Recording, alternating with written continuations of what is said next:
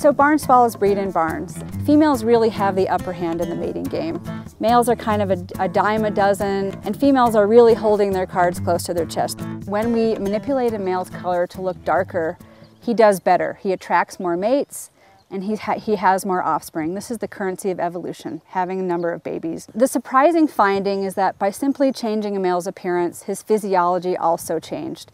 Males who were made darker lost weight, and their testosterone levels increased at a time in the season when testosterone is usually in decline. I study the barn swallow because it's a songbird that is incredibly widespread. My research program is focused on figuring out how and why males look different and what that means in terms of the evolutionary trajectory of these populations.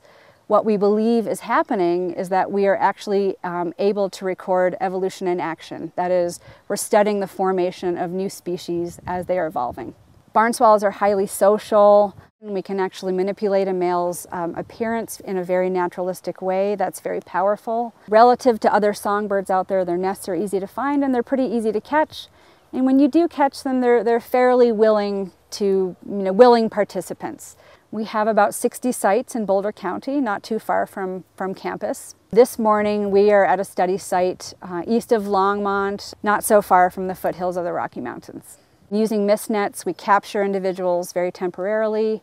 We give them markers that allow us to identify individuals as they're pairing and as they're feeding offspring. We can collect a lot of data on personal appearance. One of the most exciting parts of what I do is training students. It's just really exciting to not only explain the big picture of what I'm doing, but to actually put a bird in their hand for the first time. It's great getting up and going and catching these birds. And then we have our net all stretched out, and then once we see several go in there, we just run around as fast as we can and try to get the net up and block the entrance off completely. When there's birds in the barn and we're trying to get them into the net, we go in there and clap. First time I held one in my hand, it was amazing because they're so tiny and they sit in your hand and they're so calm. This whole notion that the clothes make the man, I mean, it's repeated throughout the animal kingdom. It's not unique to barn swallows. We can look at them here and compare it to other populations all across the world and see how evolution and